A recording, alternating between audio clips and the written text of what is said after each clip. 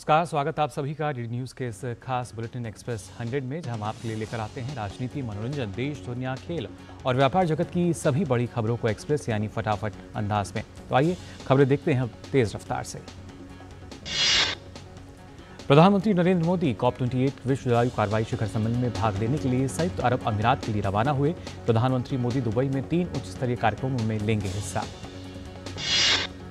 प्रधानमंत्री नरेंद्र मोदी ने रवाना होने से पहले अपने प्रस्थान वक्तव्य में कहा कि भारत ने हमेशा सामाजिक और आर्थिक विकास के साथ साथ जलवायु कार्रवाई पर भी दिया जोर। उन्होंने साथ ही कहा, हमारी G20 अध्यक्षता के दौरान जलवायु हमारी प्राथमिकता में प्रमुख था। प्रधानमंत्री ने कहा, जब जलवायु कार्रवाई की बात आती है तो भारत ने हमेशा इसे आगे बढ़ाया है। नवीकरणीय ऊर्जा, ऊर्जा दक्षता, वनीकरण, ऊर्जा संरक्षण, मिशन लाइफ जैसे विभिन्न क्षेत्रों में हमारी उपलब्धियां धरती माता के प्रति हमारे लोगों की प्रतिबद्धता का प्रमाण है। प्रधानमंत्री की 2 दिवसीय यात्रा को लेकर विदेश मंत्रालय ने कहा कि 1 दिसंबर को प्रधानमंत्री COP28 शिखर सम्मेलन में हिस्सा लेंगे। वे विश्व जलवायु कार्रवाई शिखर सम्मेलन के उद्घाटन सत्र में अपना संबोधन देंगे। पीएम मोदी की दुबई में अपने कई समकक्षों के साथ द्विपक्षीय बैठकें भी होंगी। केंद्रीय पर्यावरण, वन और जलवायु परिवर्तन मंत्री भूपेंद्र यादव ने गुरुवार को दुबई में COP28 पर भारत मंडप का उद्घाटन किया। इस मंडप की थीम वसुधैव कुटुंबकम है, जो कि वैश्विक पर्यावरण के प्रति उत्तरदायित्व से संबंधित भारत की प्रतिबद्धता दर्शाती है। दुबई में भारत के वन, पर्यावरण और जलवायु परिवर्तन मंत्री भूपेंद्र यादव ने COP28 के अध्यक्ष डॉक्टर सुल्तान अल ज़बेर से मुलाकात की। मुलाकात के दौरान उन्होंने कई मुद्दों पर चर्चा की। संयुक्त अरब अमीरात में भारत के राजदूत संजय सुधीर ने कहा कि हम उत्सुकता से प्रधानमंत्री नरेंद्र मोदी का इंतजार कर रहे हैं। प्रधानमंत्री मोदी के नेतृत्व में कई मिशन लॉन्च किए गए हैं, जो कि दुनिया के लिए प्रेरणा स्रोत हैं। प्रधानमंत्री मोदी ने आज रोजगार मेले के तहत 51,000 से अधिक नियुक्ति पत्र प्रदान किए। वर्चुअल माध्यम से आयोजित इस कार्यक्रम में विभिन्न सरकारी विभागों एवं संगठनों में नवनियुक्त कर्मियों को नियुक्ति पत्र वितरित किए गए। रोजगार मेले को संबोधित करते हुए प्रधानमंत्री मोदी ने कहा कि 2014 से पहले समाज के एक बड़े वर्ग को मूलभूत सुविधाओं से वंचित रखा गया था। पीएम ने कहा कि उनकी सरकार ने वंचितों को वरीयतामंद को सामने रखकर काम किया है। प्रधानमंत्री मोदी ने कहा कि 5 वर्षों में देश के 13 करोड़ से ज्यादा लोग गरीबी से बाहर आए हैं। पीएम ने रोजगार के नए अवसरों का जिक्र करते हुए कहा कि उनकी सरकार ने वर्षों से अटक पड़ी बहुत सी योजनाओं को पूरा किया है। प्रधानमंत्री मोदी ने कहा कि सरकार की नीति और निर्णयों ने आज देश की अर्थव्यवस्था को नई ऊंचाई पर पहुंचा दिया है। पीएम ने कहा कि दुनिया की बड़ी-बड़ी संस्थाएं भारत में विकास दर को लेकर बहुत सकारात्मक हैं। केंद्रीय मंत्री पीयूष गोयल ने कहा कि बड़ी संख्या में युवाओं को अलग-अलग विभाग में देश की सेवा करने का मौका मिल रहा है। उन्होंने कहा कि मुझे पूरा विश्वास है कि हमारे नियुक्त युवा युवती विकास की कड़ी को और तेजी से आगे लेकर जाएंगे। प्रधानमंत्री नरेंद्र मोदी ने वर्चुअल माध्यम से ड्रोन दीदी योजना का शुभारंभ किया। इसके तहत अगले 3 वर्षों में 15,000 ड्रोन उपलब्ध कराए जाएंगे। यह पहल कृषि में प्रौद्योगिकी के उपयोग को प्रोत्साहित करेगी। प्रधानमंत्री नरेंद्र मोदी ने एम्स देवघर में देश के 10,000वें जन औषधि केंद्र का शुभारंभ किया। प्रधानमंत्री ने जन औषधि केंद्रों की संख्या 10,000 से बढ़ाकर 25,000 करने की कार्यक्रम की भी शुरुआत की। प्रधानमंत्री मोदी ने केंद्र सरकार की विभिन्न जनकल्याण योजनाओं के लाभार्थियों से भी संवाद किया। पीएम मोदी ने आंध्र प्रदेश के प्रकाशम जिले में रहने वाली ड्रोन दीदी योजना की एक लाभार्थी से बात करके उनके अनुभव सुने। प्रधानमंत्री मोदी ने ड्रोन दीदी योजना को लेकर ग्रामीण बहनों में देखे जा रहे जबरदस्त उत्साह को सराहा। पीएम मोदी ने कहा कि ड्रोन दीदी योजना का शुभारंभ उनके लिए ड्रोन दीदी को नमन करने का कार्यक्रम है। प्रधानमंत्री मोदी ने अपने संबोधन में कहा कि सरकार देश के हर गरीब का जीवन बेहतर बनाने के लिए प्रतिबद्ध है। पीएम मोदी ने कहा कि युवा, महिला, किसान और गरीब के उत्थान से ही भारत विकसित बनेगा। केंद्रीय स्वास्थ्य मंत्री डॉक्टर मनसुख मांडविया ने झारखंड के देवघर एम्स में आयोजित कार्यक्रम में कहा कि जन औषधि केंद्र के खुलने से समाज के मध्यम और गरीब तबके के लोग लाभान्वित होंगे और उन्हें बेहद सस्ते दाम पर जरूरी दवाइयां मिल पाएंगी। भाजपा अध्यक्ष जेपी नड्डा ने उत्तर प्रदेश के गौतम बुद्ध नगर जिले में आयोजित विकसित भारत संकल्प यात्रा कार्यक्रम को संबोधित किया। उन्होंने कहा कि इस संकल्प यात्रा का लक्ष्य भारत के ज्यादा से ज्यादा पंचायत, गांव और नागरिकों तक पहुंचना है। उत्तर प्रदेश के ही गाजियाबाद में विकसित भारत संकल्प यात्रा के तहत केंद्रीय मंत्री नरेंद्र सिंह तोमर ने कार्यक्रम में हिस्सा लिया। इस दौरान उन्होंने कहा कि प्रधानमंत्री नरेंद्र मोदी के नेतृत्व में विकसित भारत का निर्माण सभी के विश्वास के साथ साकार होगा। और फिलहाल हम यहाँ रुक रहे हैं एक छोटे से ब्रेक के लिए। आप बने रहिए डीडी न्यूज पर।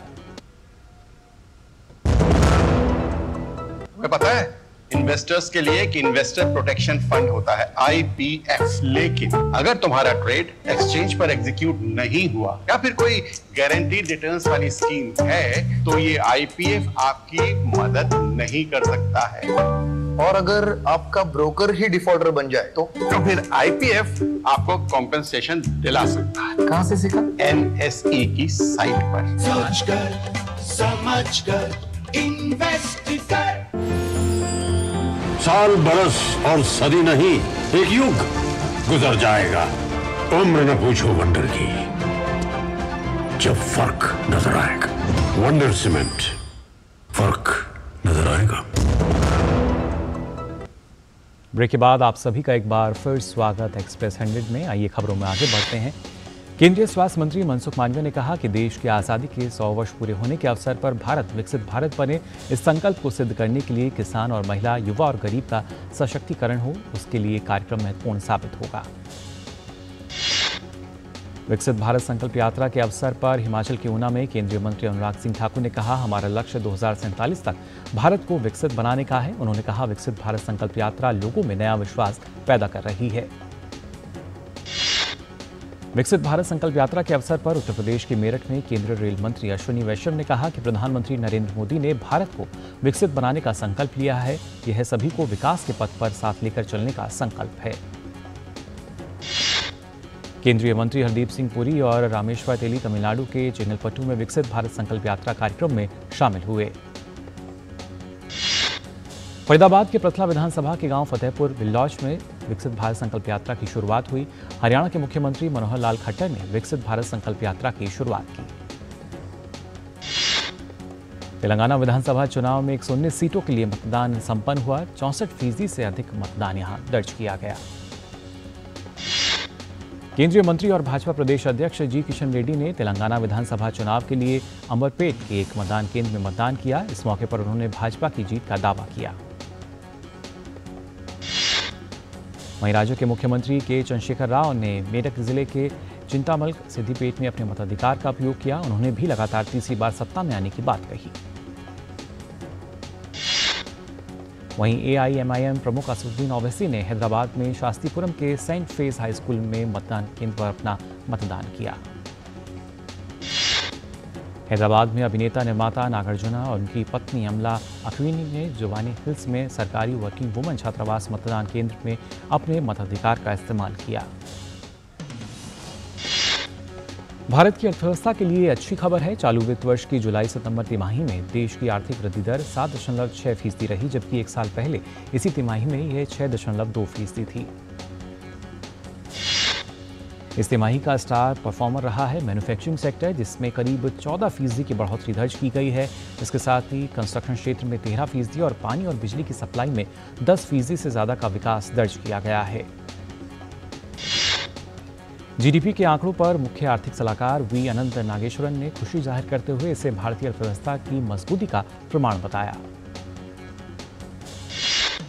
प्रधानमंत्री ने विकास दर में उल्लेखनीय वृद्धि को लेकर एक्स पर लिखा कि दूसरी तिमाही के लिए सकल घरेलू उत्पाद की विकास दर में वृद्धि वैश्विक स्तर पर कठिन समय के बावजूद भारतीय अर्थव्यवस्था के लचीलेपन और ताकत को दर्शाती है।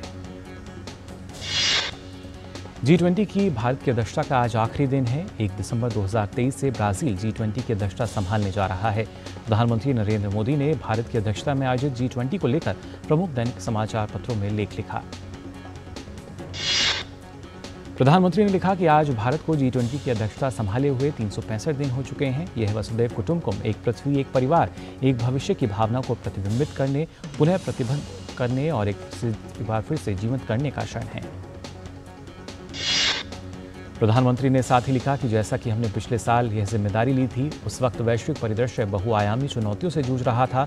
महामारी से उबरना, बढ़ते जलवायु खतरे, वित्तीय अस्थिरता और विकासशील देशों में ऋण संकट, ये सभी घटते बहुपक्षवाद के बीच थे। पीएम मोदी ने आगे लिखा कि G20 की अध्यक्षता ग्रहण करते हुए भारत ने दुनिया को यथास्थिति का विकल्प देने की कोशिश की और जीडीपी केंद्रित से मानव केंद्रित प्रगति की ओर बदलाव को पेश किया। पीएम मोदी ने लिखा, समावेशी, महत्वाकांक्षी, कार्योन्मुख, निर्णायक, ये 4 शब्द G20 अध्यक्ष के रूप में हमारे दृष्टिकोण को परिभाषित करते हैं। राष्ट्रपति द्रौपदी मुर्मू ने आज पुणे जिले के खड़गवासला में स्थित राष्ट्रीय रक्षा अकादमी के 145वें कोर्स की पासिंग आउट परेड में शामिल हुई। आज की पासिंग आउट परेड में महिला कैडेटों को पहले बैच ने पुरुष कैडेटों के साथ मार्च किया। और एक्सप्रेस 100 में वक्त चला एक और छोटे से ब्रेक का। आप बने रहिए डीडी न्यूज पर।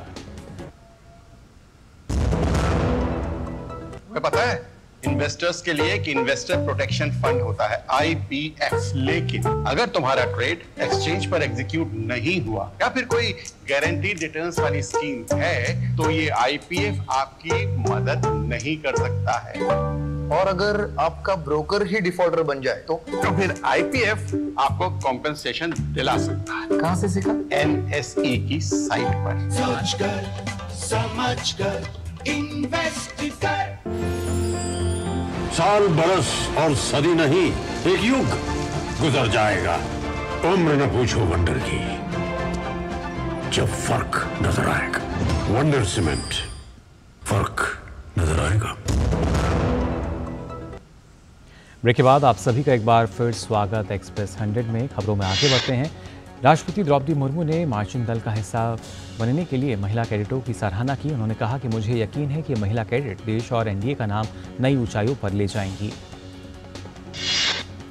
रक्षा मंत्री राजनाथ सिंह की अध्यक्षता में हुई रक्षा अधिकरण परिषद DAC की अहम बैठक के दौरान 2.23 लाख करोड़ रुपए के कई प्रस्तावों को प्रारंभिक मंजूरी दी गई।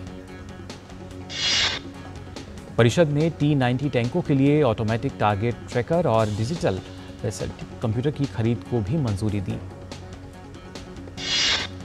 केंद्रीय गृह और सहकारिता मंत्री अमित शाह की अध्यक्षता में एक उच्च स्तरीय समिति ने जोशीमठ के लिए 1658.17 करोड़ रुपए की रिकवरी और पुनर्निर्माण योजना को मंजूरी दी।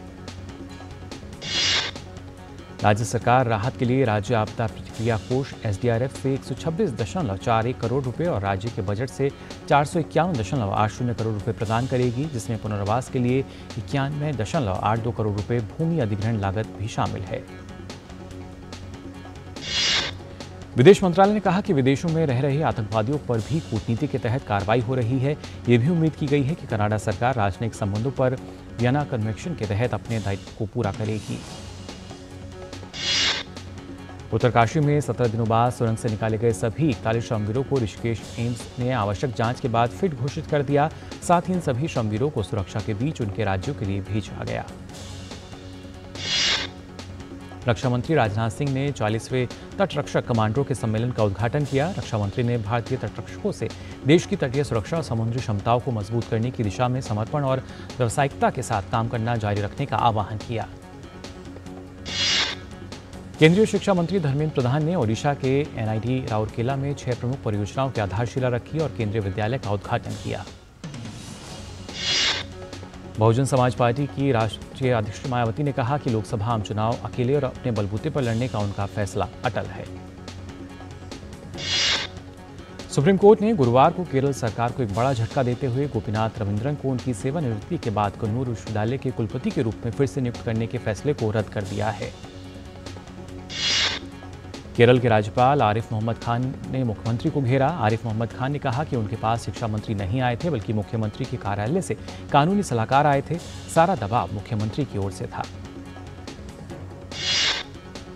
उत्तर प्रदेश विधानसभा में पेश किए गए अनुपूरक बजट पर उत्तर प्रदेश के उप मुख्यमंत्री ब्रजेश पाठक ने कहा कि अनुपूरक बजट उत्तर प्रदेश के सर्वांगीण विकास के लिए है। विभिन्न परियोजनाएं हैं जिन्हें हम पूरा करेंगे।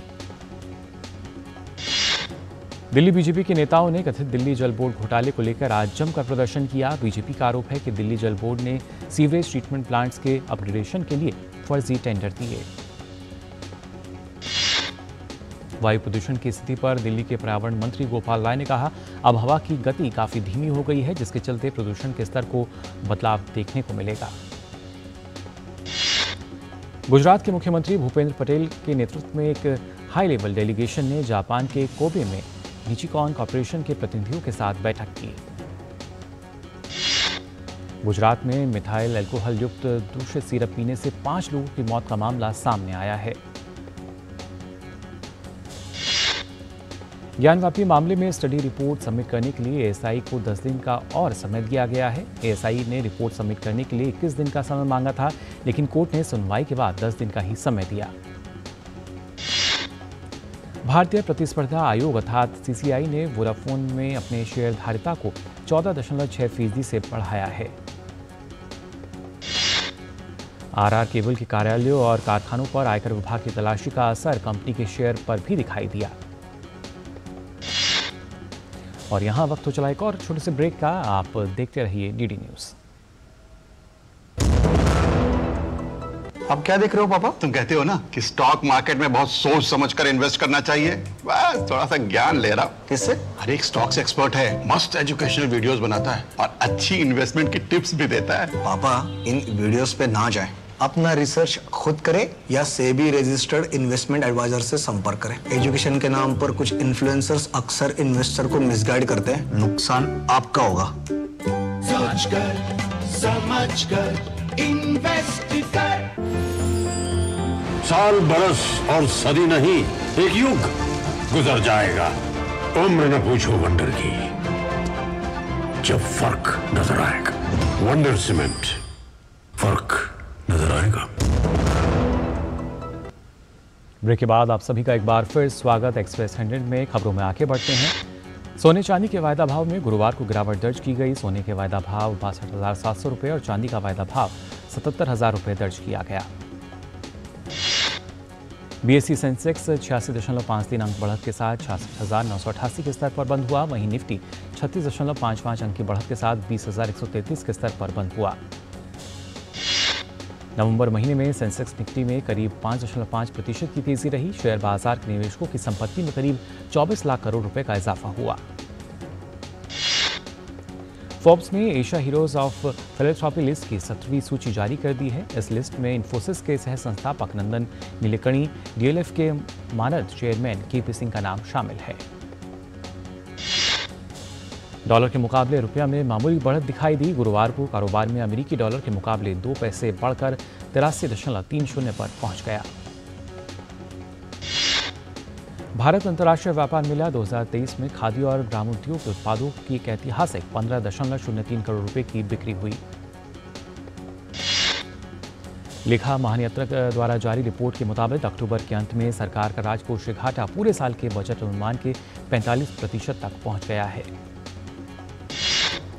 सरकार ने 2023-24 के लिए राजकोषीय घाटा 17.86 लाख करोड़ रुपए या जीडीपी 5.9% रहने का अनुमान लगाया है।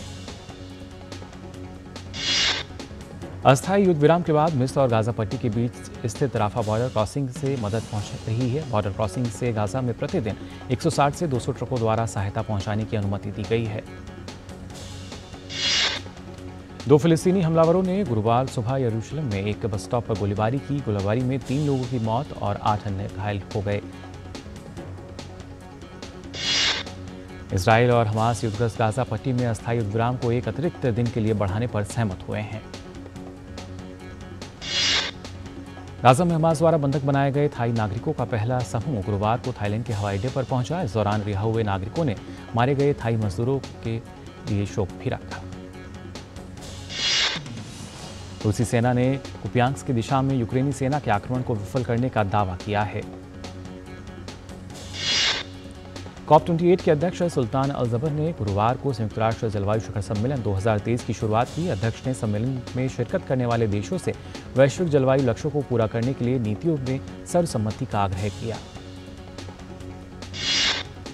स्कोप्स में आयोजित OSCE विदेश मंत्रियों के शिखर सम्मेलन में रूसी विदेश मंत्री लावरोव को विरोध का सामना करना पड़ा। सम्मेलन में लावरोव के संबोधन के दौरान कुछ प्रतिनिधि कमरे से बाहर चले गए।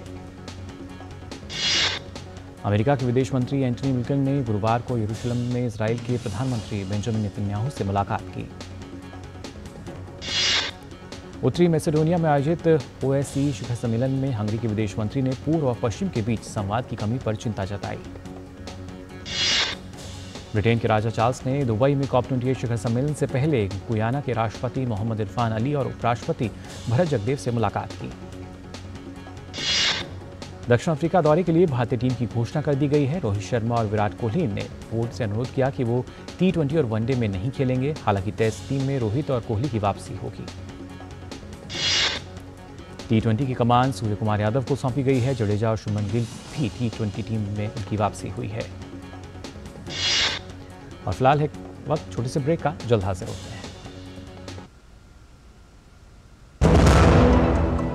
अब क्या देख रहे हो पापा? तुम कहते हो ना कि स्टॉक मार्केट में बहुत सोच समझकर इन्वेस्ट करना चाहिए, बस थोड़ा सा ज्ञान ले रहा हूं। किससे? हर एक स्टॉक्स एक्सपर्ट है, मस्त एजुकेशनल वीडियोस बनाता है और अच्छी इन्वेस्टमेंट की टिप्स भी देता है। पापा इन वीडियोस पे ना जाएं। अपना रिसर्च खुद करें या सेबी रजिस्टर्ड इन्वेस्टमेंट एडवाइजर से संपर्क करें। एजुकेशन के नाम पर कुछ इन्फ्लुएंसर्स अक्सर इन्वेस्टर को मिसगाइड करते हैं, नुकसान आपका होगा। सोच कर समझ कर इन्वेस्ट कर।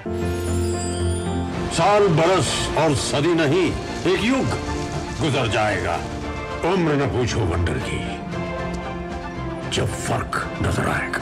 वंडर सीमेंट, फर्क नजर आएगा।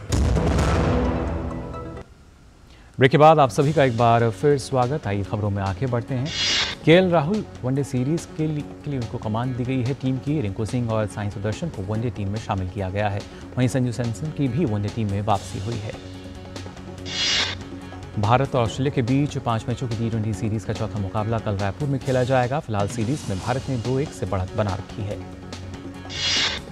सूर्य कुमार यादव के नेतृत्व में टीम इंडिया का इरादा चौथे T20 को जीतकर सीरीज अपने नाम करने का होगा। वहीं ऑस्ट्रेलिया की टीम सीरीज बराबर करने के इरादे से मैदान पर उतरेगी।